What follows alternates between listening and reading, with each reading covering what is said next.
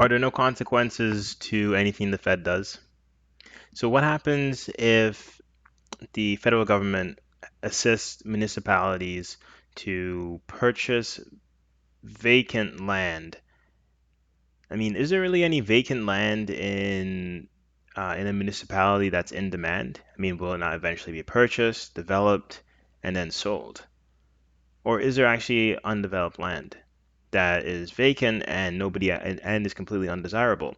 I have my doubts. I really do have my doubts that there is any land in a place like Toronto and a place like the GTA where there would be undesirable vacant land. There are a lot of developers that are looking for cheap land to develop and to turn it into something where people can live, right? And into something where people would want to go. That's the whole purpose of a developer is to take dirt and turn it into something that's desirable. So a shelter, a home, a place where people can live and enjoy themselves, something that people would want to spend money on.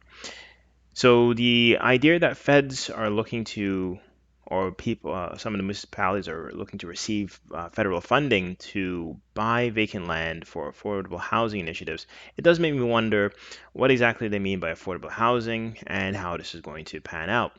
But yeah, let's take a look. So this is in the Mortgage Broker News. So feds to help cities buy vacant properties for affordable housing initiatives report. So, a federal plan to help cities buy vacant land for use as affordable housing is reportedly in the works. According to a Canadian press report, federal officials are ironing out the details of a plan that will help municipalities purchase buildings that have been put up for sale due to the financial impact of COVID-19 pandemic and use them for affordable housing initiatives. I mean, that's what kind of buildings? I'm guessing all of it would be residential, but in what areas? Because those same buildings would be purchased by investors. Like this is the time. Like I did a video the other day. Like this is the time really when you have investors with deep pockets waiting to purchase cheap assets, cheap properties, cheap everything. Everything that's on sale, they want to buy it. You have distress funds being put together right now with the sole purpose of looking for distressed properties to buy them up. So with the blank check from a federal government, like how will that work? I mean, which one would take priority? Is it the affordable housing or is it the investors? Now, the thing with affordable housing, obviously everybody wants housing to be affordable, but really the price of something is determined by two factors, really, broadly, right? Supply and demand. Now, there was an article the other day talking about how they don't believe there's any supply issues. I'm going to go through that because I think I don't know what they're I don't know what they mean when they say that. Like, obviously, if you increase the supply, but you can't really you just increase supply indefinitely or infinitely because there are certain constraints on that, right? There's certain areas are desirable. When it comes to real estate, a lot of what determines the pricing is location. And there's only so many locations that are very desirable. So you can't just a home, obviously, a house in the GTA isn't going to be worth the same as a house up in I don't know, Sault Ste. Marie, or maybe even more north of that. I don't know. Name a place, Thunder Bay, right? Because there's just not the same level of demand for a number of reasons, right? The resources aren't the same, so the demand isn't the same. So the idea that you can just purchase properties anywhere and turn them into an affordable option is kind of I don't know. I don't want to say delusional. Yeah, maybe that's what it is. It's a little delusional. Like it won't. You just can't do it. So I don't know what the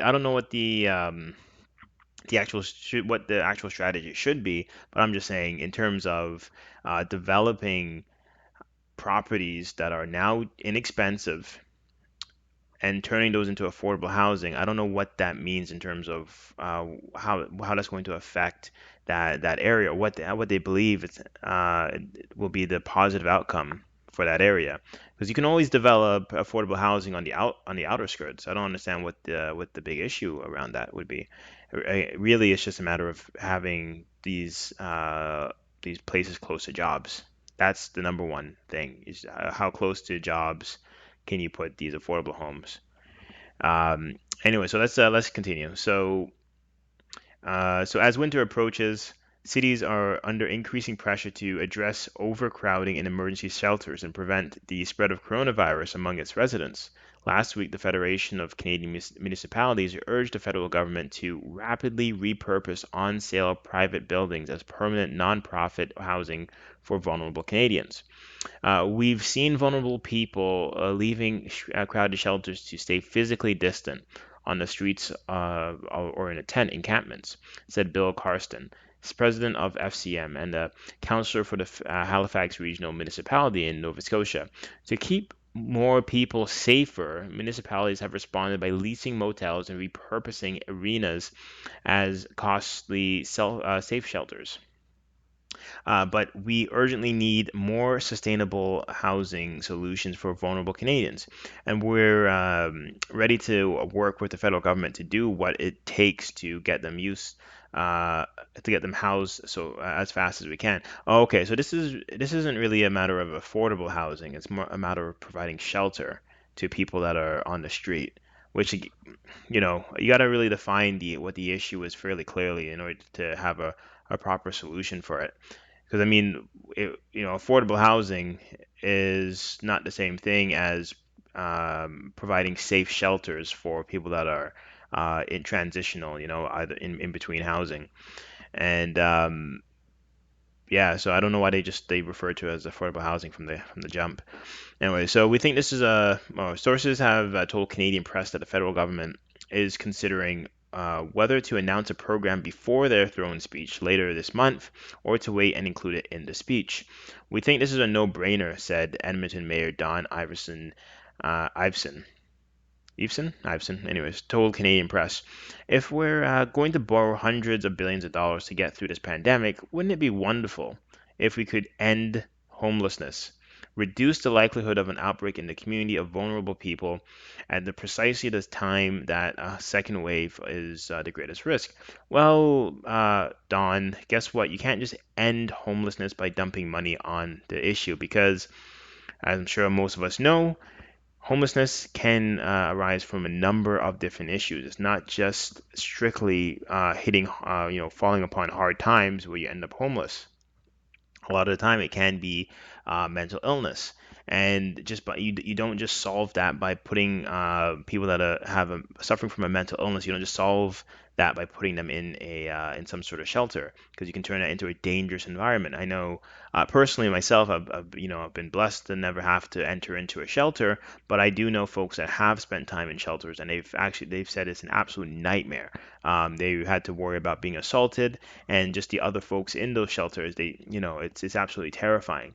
So the idea that just by getting another building you're going to be able to solve homelessness, I think it's incredibly naive to think that it's just that simplistic.